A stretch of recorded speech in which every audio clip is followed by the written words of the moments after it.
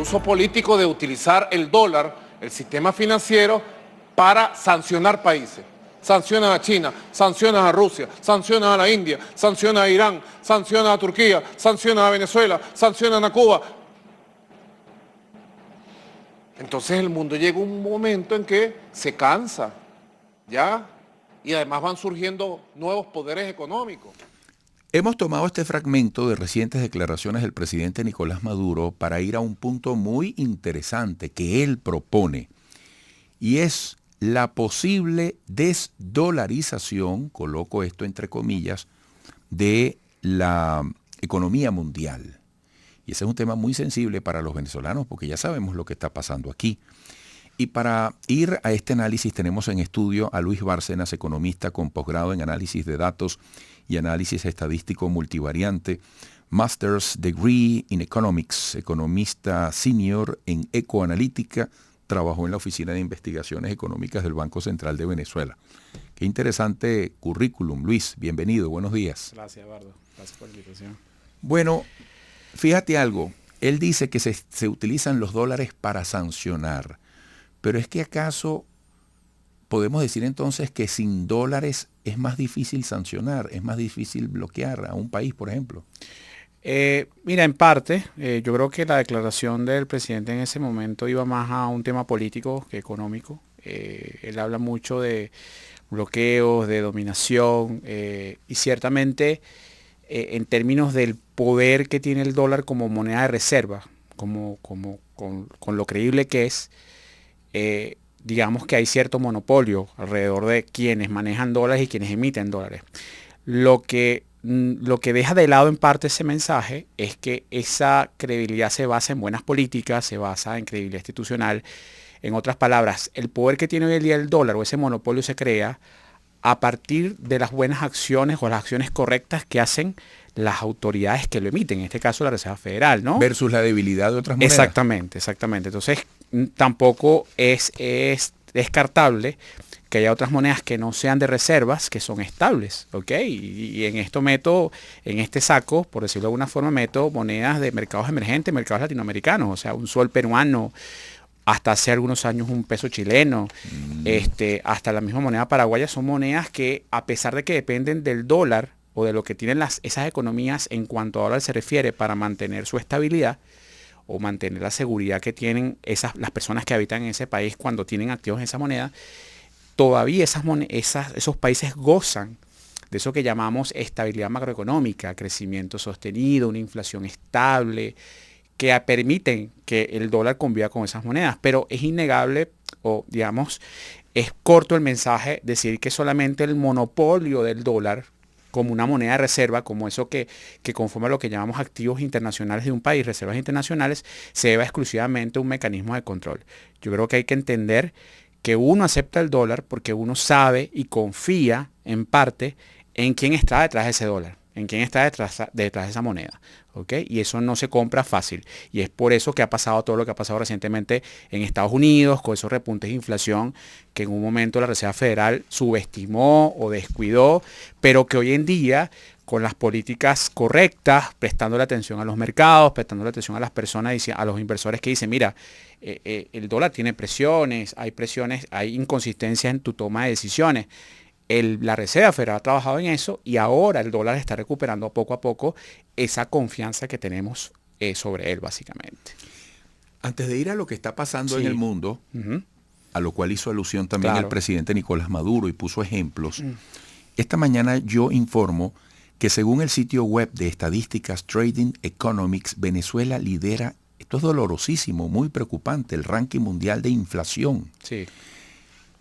¿En qué condiciones está Venezuela para analizar estos temas que propone Nicolás Maduro de la dolarización, entre comillas, de nuestra economía? Claro. Si lo ponemos en el contexto de lo que él dice, está en las menos idóneas para desdolarizar, si es que cabe el término. ¿Okay?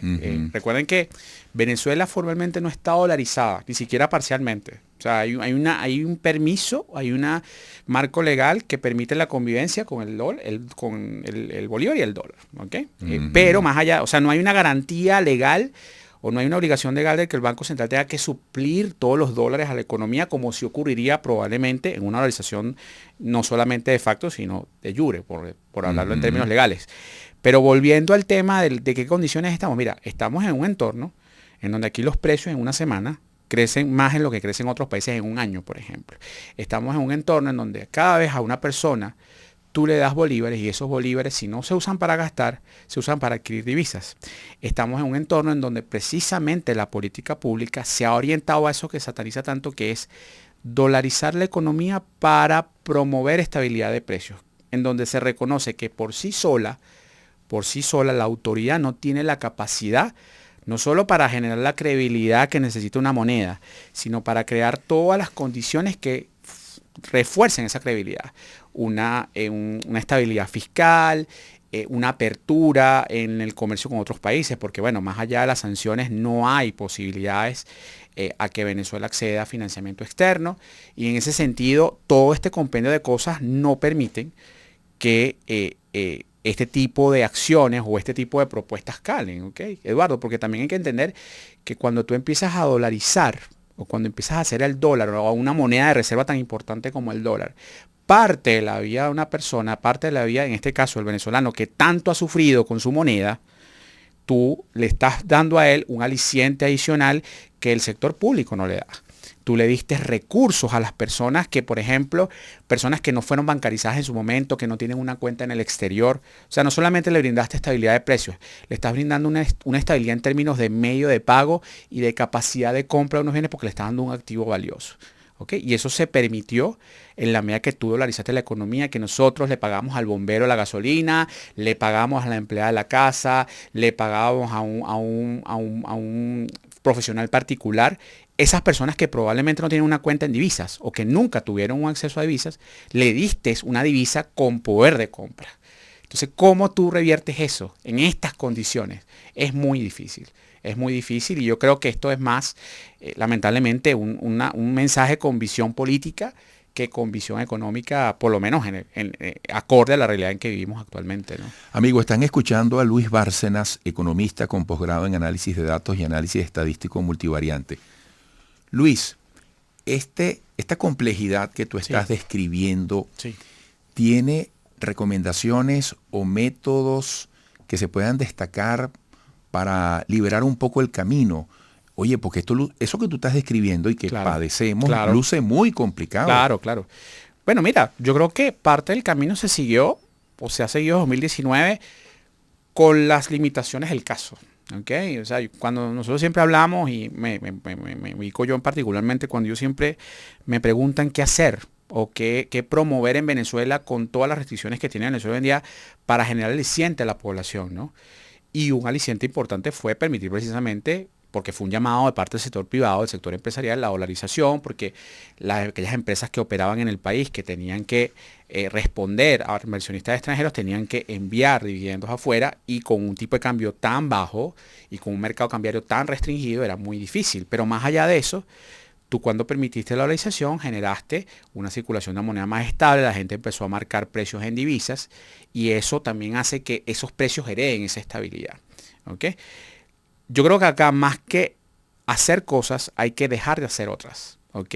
Para promover esa estabilidad. ¿Por qué? En un entorno donde Venezuela, lamentablemente, tiene restricciones, como decía, el mercado internacional, donde el apoyo internacional es prácticamente escaso, donde vivimos un problema institucional importante, donde la inflación sigue siendo un problema al día a día, vamos a reforzar esos mecanismos que han hecho que los precios hayan bajado, ¿no? No destaco obviamente el recorte del gasto o el recorte del crédito, porque son medidas nocivas para la economía, pero sí destaco el poder que ha tenido el marco monetario que se ha promovido con la dolarización, promover que los bancos intercambien divisas de manera mucho más expedita, por decirlo de alguna forma, tratar de reformar el esquema del impuesto a las transacciones financieras, que es muy costoso no solo para las empresas, sino para los hogares. O sea, todo aquello que satanice y que ponga otra vez como que en la palestra, en el ojo del crítico, mira, es que el dólar es malo, es que el dólar va contra mi soberanía. No, o sea, no, acá no importa, no digo que no importe la soberanía con el bolívar, ¿ok? Pero hay que tener en cuenta que el dólar como divisa, como medio de intercambio nos ha ayudado muchísimo, ¿ok? Y todo lo que circunda alrededor de esto, las operaciones monetarias, las operaciones que hacen los bancos, las operaciones que hace el Banco Central, todo nos ayuda, ¿ok? Y en un entorno donde lamentablemente el gobierno tiene muy poco que hacer, porque tiene muy pocas herramientas, porque tiene que seguir gastando, vamos a darle más cabida a esa dolarización. Entonces, dejemos de restringirla, dejemos de satanizarla. ¿Okay? Promovamos la dolarización de una manera relativamente sana en convivencia con el bolívar, como se hizo en el 2019-2020. Yo creo que esa es la medida. Promoverla siempre entre comillas, ¿no? Exactamente. Dejar que surja. Como Mira, me queda como un minuto, pero el salario entonces, ¿cómo va quedando en todo esto? Fíjate que se ha vuelto una papa caliente. Sí. Y lamentablemente, lo decíamos, yo lo decía en un espacio anterior, podemos hablar mucho de indexación, podemos hablar mucho de protección, pero ya empezar ese discurso, empezar esa política sin publicar las reglas claras, sin hablar de esquemas posibles de indexación o que no están las reglas claras sobre qué se va a indexar, si es que el día de mañana se decide que el tipo de cambio al cual se va a indexar ese salario va a ser el mismo hace 2 meses y en 2 meses el tipo de cambio se depreció 30, 40%.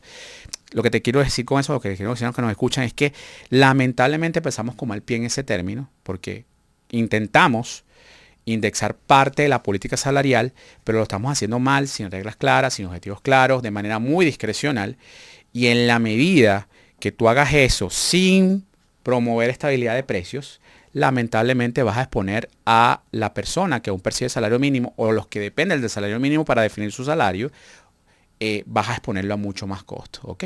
Y entonces imagínate esta combinación o ese cóctel con un entorno dolarizado que cada vez es más costoso pagar, que es cada vez más friccionado, porque hay menos divisas, porque cada vez menos divisas en efectivo, porque cada vez todo el mundo sataniza la calidad del billete. Entonces estamos en un entorno en donde lamentablemente, Eduardo, también en términos operativos para la persona el día a día se le vuelve más complicado. Entonces, creo que las medidas que tienen que tomar los reguladores tienen que ser precisamente, bueno, no podemos aliviar los grandes problemas, vamos a por lo menos facilitar las cosas. Sí. ¿Okay? Y creo que el tema del salario era una buena oportunidad, lamentablemente no se dio y hay que esperar a ver cuáles van a ser las condiciones fiscales para el gobierno en los próximos meses para ver si en efecto hay un nuevo ajuste o si en efecto se sincera la política salarial acorde a la realidad de precios.